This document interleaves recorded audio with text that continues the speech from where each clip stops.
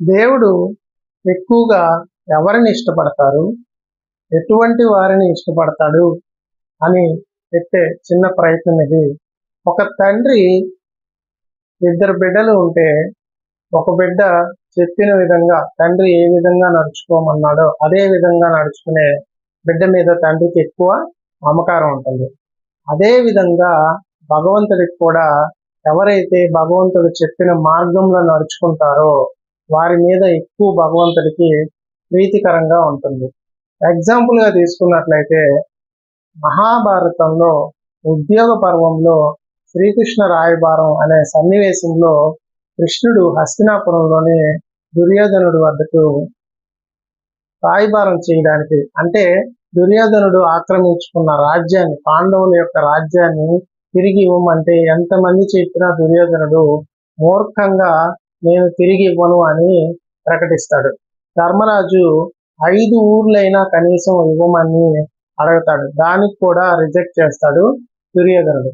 అప్పుడు కృష్ణుడు రాయబారానికి వస్తాడు. కృష్ణుడు రాయబారానికి వస్తున్నాడు అని తెలుసుకున్న దుర్యోధనుడు కృష్ణుడికి ఎంతో ఆర్భాటాలుగా ఆతిథ్యం ఇవ్వాలి అని చెప్పి కృష్ణుడిని తన వైపు తిప్పుకోవాలి అని ఎన్నో ప్రయత్నాలు చేస్తాడు.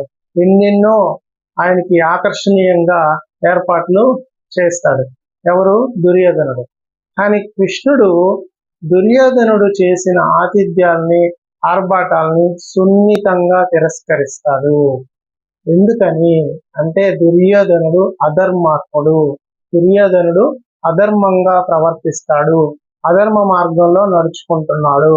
అందువల్ల కృష్ణుడు దుర్యోధనుడు ఏర్పాటు చేసిన సకల భోగాల్ని, ఆతిథ్యాన్ని, ఆయన ఎన్నో సంభారాల్ని కృష్ణుడు సున్నితంగా తిరస్కరిస్తాడు. సామాన్యుడైన విదురుడి ఇంటికి వెళ్ళి కృష్ణుడు భోజనం చేయడం జరుగుతుంది. ఇక్కడ మనం గమనించినట్లయితే భగవంతుడు ఎవరిని ఎక్కువగా ఇష్టపడతాడో ఈ సన్నివేశంలో మనకి మహాభారతం నేర్పిస్తుంది. ఇక్కడి నుంచి మనం నేర్చుకోవాల్సింది ఏంటంటే, మనం ధర్మ మార్గంలో నడుచుకుంటూ ఒక చిన్న పువ్వైనా సరే భగవంతుడికి ప్రేమగా, ప్రీతికరంగా సమర్పించుకుంటే భగవంతుడు దాన్ని స్వీకరిస్తాడు. ఇక్కడ ధర్మాత్ముడైన విదురుడు, ఎందుకంటే కౌరవ సభలో ధర్మాత్ముడైన విదురుడు ఎన్నో సంఘటనల్ని, ధర్మ వ్యతిరేకంగా జరిగే సన్నివేశాలని ఎదిరించి మాట్లాడే ఒకే ఒక ధర్మాత్ముడు విదురుడు.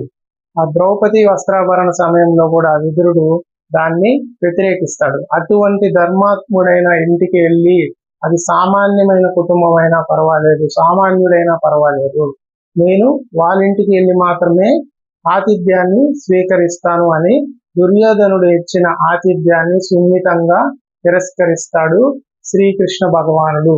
అంటే భక్తులు ఎవరైతే ఉన్నారో భగవంతుడు చూసేది ఆర్భాటాలు కాదు, అది ఎంత మాత్రంగా ధర్మంగా ఉన్నారు, ఎంత ప్రేమగా తెచ్చి పెడుతున్నారు, ఎంత మనస్ఫూర్తిగా భక్తులు సమర్పిస్తున్నారు అని మాత్రమే భగవంతుడు చూస్తాడు తప్ప ఎంత ఆర్భాటంగా చేశాడు, ఎంత హంగులు సమర్పించాడు అని భగవంతుడు చూడడని మహాభారతంలో ఈ సన్నివేశంలో కృష్ణుడు మనకి తెలియజేస్తున్నాడు. ఈ విషయాన్ని అందరూ దృష్టిలో ఉంచుకోవాలి.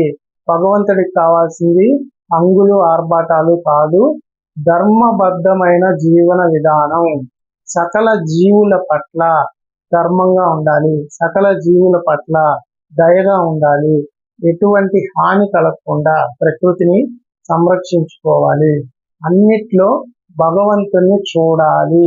ఒక చెట్టులోనైనా సరే, ఒక చిన్న చీమలోనైనా సరే భగవంతుణ్ణి చూసుకోవాలి. అలా ప్రవర్తించడమే భగవంతుడికి ఎంతో ఇష్టం.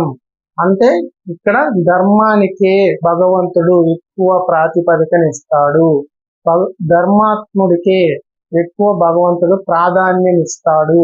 అధర్మాత్ముడు ఎన్ని తెచ్చిపెట్టినా సరే భగవంతుడికి ఇష్టం లేదు అనే సన్నివేశం మనకి మహాభారతంలో ఇక్కడ కనిపిస్తుంది. ఇంకొక ఎగ్జాంపుల్ చూసుకున్నట్లయితే, నేను అవి చేశాను, ఇవి చేశాను అనే అహంకారం కూడా భగవంతుడికి ఇష్టం లేదు. తిరుమల శ్రీ వెంకటేశ్వర స్వామి ఆలయాన్ని నిర్మించిన తొండమాన్ చక్రవర్తి నేను బంగారు పుష్పాలతో పూజ చేస్తున్నాను, నా అంత భక్తుడు లేడు అని అహంకారంతో ఉన్న సమయంలో ఆ బంగారు పుష్పాల మధ్యలో ఒక మట్టి పుష్పం అనేది ఉంటుంది. ఇది ఎలా వచ్చింది స్వామి అని అడిగితే, నాకు కుమ్మరి పని చేసే గురువరతి నంబి అనే భక్తుడు సమర్పించాడు. అంటే ఆయన చిన్న ఇంట్లో ఉంటాడు, మట్టి పని చేసుకుంటాడు.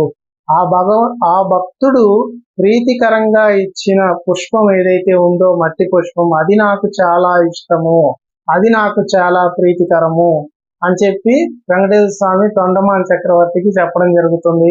తొండమాన్ చక్రవర్తి ఆ కుమ్మరి పని చేసే వారి ఇంటికి వెళ్ళి భగవంతుడి యొక్క పూజా విధానాన్ని చూసి ఆశ్చర్యపోయి కన్నీళ్లు కారుస్తాడు. నీ భక్తికి భగవంతుడు ప్రీతి చెందాడు. నేను ఎన్ని ఆర్భాటాలు చేసినా ఆయన నీ యొక్క ప్రేమతో కూడిన భక్తిని మాత్రమే ఆయన ఎక్కువ ఇష్టంగా స్వీకరిస్తున్నాడు అని గురువర్తి నంబికి చెప్పినప్పుడు ఆ కుమ్మరి పని చేసే వాళ్ళు కూడా ఎంతో ఆనంద బాష్పాలతో నా పూజని స్వామి స్వీకరించాడా అని చెప్పి ఆయన కన్నులతో నీరు కార్చుకుంటూ ఆనంద బాష్పాలతో ఆనంద పరవశుడైపోతాడు. అంటే దీన్ని బట్టి మనం చూసుకోవాల్సింది ఏంటంటే, నేను అవి చేయించాను, నేను ఇవి చేయించాను అని అహంకారంతో విర్రవీగే భక్తులకి వెంకటేశ్వర స్వామి ఇట్లా మట్టి పని చేసుకునే భక్తుడు సమర్పించిన మట్టి పుష్పం కూడా నాకు ప్రీతికరము, ఇంకా నాకు అదే ఎక్కువ ప్రీతికరము, ఎటువంటి అహంకారం ప్రవర్తించకూడదు, గర్వం అహంకారం అనేది నా భక్తులకి ఉండకూడదు అని చెప్పి భగవంతుడు చెప్పడం జరిగింది. ఇటువంటి సన్నివేశాలని దృష్టిలో పెట్టుకొని మనం భగవంతుడికి ఎలా ప్రవర్తిస్తే ఆయనకి ఇష్టం అనేది ఎక్కువగా ప్రాధాన్యత ఇవ్వాలి. అంతేగాని ఎన్ని రోజులు గుడికి వెళ్తే, అంటే గుడికి వెళ్ళకూడదని కాదు, ఇది మాత్రమే భక్తి అనుకోవడం కొంచెం మనకి ఈ సందర్భాల్లో నుంచి మనం తీసుకోవాలి. ఇందులో మహాభారతంలో చెప్పిన కృష్ణుడు ధర్మబద్ధమైన జీవితం గడుపుతున్న విదురుడి యొక్క ఆతిథ్యమే నేను స్వీకరిస్తాను, దుర్యోధనుడు ఆతిథ్యాన్ని సున్నితంగా తిరస్కరించాడు. అదే విధంగా మనం కూడా భగవంతుడికి ఎలా జీవిస్తే ఇష్టమో అలా జీవిస్తే మనం సమర్పించిన చిన్న పుష్పమైన అక్షతలైన ఆయన మనం ప్రేమతో ఇస్తే స్వీకరిస్తాడు.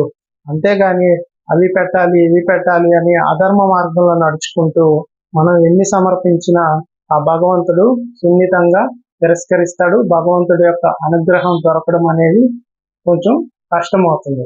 సో మనం ఆయనకి ఎలా ఉంటే ఇష్టమో, ఆయనకి మనం ఎలా నడుచుకుంటే ఇష్టమో అలాగే నడుచుకుంటూ ఆయన యొక్క అనుగ్రహాన్ని పొంది విదురుడులాగా, గురువర్తి నంబిలాగా ఆయన యొక్క అనుగ్రహాన్ని పొందితే, ఇప్పుడు అనుగ్రహాన్ని పొందడం అంటే అహంకారం అనేది ఉండకూడదని తిరుమల వెంకటేశ్వర స్వామి కథలో మనం చూసాము. అధర్మ మార్గంలో నడవకూడదు అని మహాభారతంలో శ్రీకృష్ణుడి యొక్క సన్నివేశంలో చూసాము. అంటే ఇతరులు ఏది మనం దోచుకోకూడదు, ఇతరులకు ఎప్పుడు మనం హాని చేయకూడదు, అలాంటి వారంటే నాకు ఇష్టం లేదు అని శ్రీకృష్ణుడు సన్నివేశం ద్వారా తెలుసుకోవచ్చు. సకల జీవులలో అంటే ప్రతి జీవిలో భగవంతుణ్ణి చూసుకుంటూ వాటి యందు దయ ప్రేమ కలిగి నడుచుకునే ఎటువంటి భక్తుడైనా భగవంతుడికి ఎంతో ఇష్టము. సో ఆయన అనుగ్రహాన్ని పొందాలి అంటే చాలా చాలా సులువైన మార్గం ఏంటి అంటే ధర్మబద్ధమైన జీవన విధానం. భగవంతుడి యొక్క అనుగ్రహాన్ని పొందాలి అంటే చాలా సులువైన మార్గం ధర్మబద్ధమైన జీవన విధానం. దానికోసం ప్రయత్నిస్తే ఆ భగవంతుడి యొక్క ఆశీస్సులు ఖచ్చితంగా మనకు ఉంటాయి. ఈ విధంగా మహాభారతంలో, రామాయణంలో, భాగవతంలో, భగవద్గీతలో మనకి ఎన్నో మన జీవన విధానాన్ని తెలిపే కథలు ఉంటాయి, సన్నివేశాలు ఉంటాయి. మనం అర్థం చేసుకొని నడుచుకోవచ్చు. అంతేగాని వచ్చే సమస్యలకి ఒక్కిరి బిక్కిరైపోయి ఎవరి దగ్గరికి వెళ్దాం, ఎవరి దగ్గర ఏం చెప్పించుకుంటాం అంటే వాటి వల్ల ప్రయోజనం అంతంత మాత్రంగానే ఉంటుంది.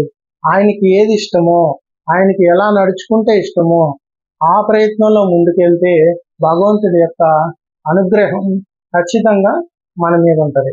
Thank you.